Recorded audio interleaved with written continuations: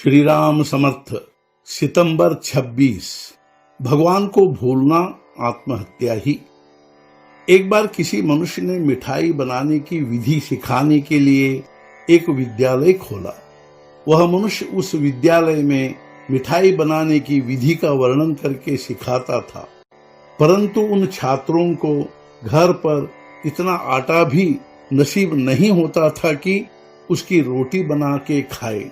उन विद्यार्थियों को मिठाई बनाने के ज्ञान का क्या उपयोग। उसी प्रकार वेदांतों की बातें या ज्ञान मिष्ठान्न बनाने के ज्ञान की तरह है। जो मनुष्य वेदांत का केवल अध्ययन ही करता है, उसे उस ज्ञान से कुछ लाभ नहीं होता। जो ज्ञान व्यवहार में उपयुक्त नहीं होता, वह सत्य होते हुए भी हमारे लिए उसका कोई उपयोग नहीं।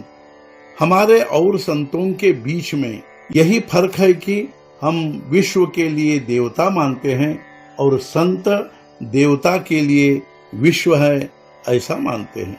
वास्तवता तो यह है कि जो बात आचरण में लाने के लिए सहज होती है, वह समझाने के लिए कठिन होती है।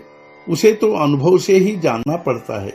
जो अनुभव दूसरों पर निर्भर होता है, उसे अधूरा समझा जाए।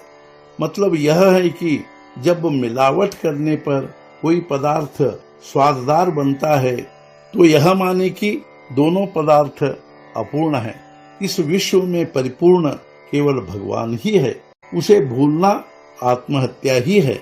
अतः हमेशा उनके समीप, उनके नामस्मरण में रहने का प्रयास करे।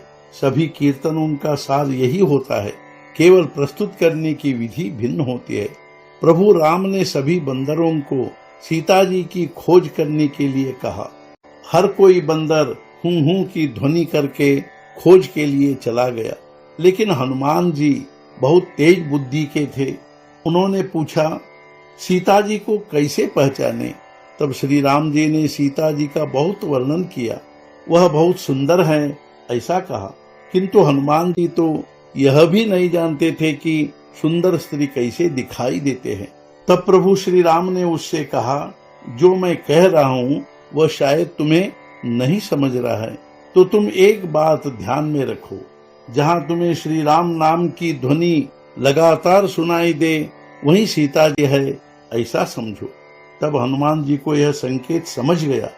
जिसे भगवान के नाम की महत्ता मन से समझ गई, तो मानो उसका जन्म सफल हो गया, उसके जन्म का सार्थक हो गया, उसका परमार्थ सफल हो गया और उसे विश्व में प्राप्त करने के लिए कुछ बाकी ही नहीं रहा। हनुमान जी बहुत श्रेष्ठ भक्त थे। प्रभु श्री राम को लगा, हनुमान जी को जब तक चिरंजीवी होने लायक बात नहीं दे, तब तक इनको संतोष नहीं होगा। इसलिए अपना चिरंजीवी नाम ही उन्हें दिया। अतः उस नाम के साथ हनुमान जी भी चिरंजीवी हो गए। आज का मुख्य विचार, सभी संतों का कहना यही है कि मन से भगवान का नाम लो और अपना कर्तव्य कर्म करो। सद्गुरुनाथ महाराज की जय। जय जय रघुवीर समर्थ।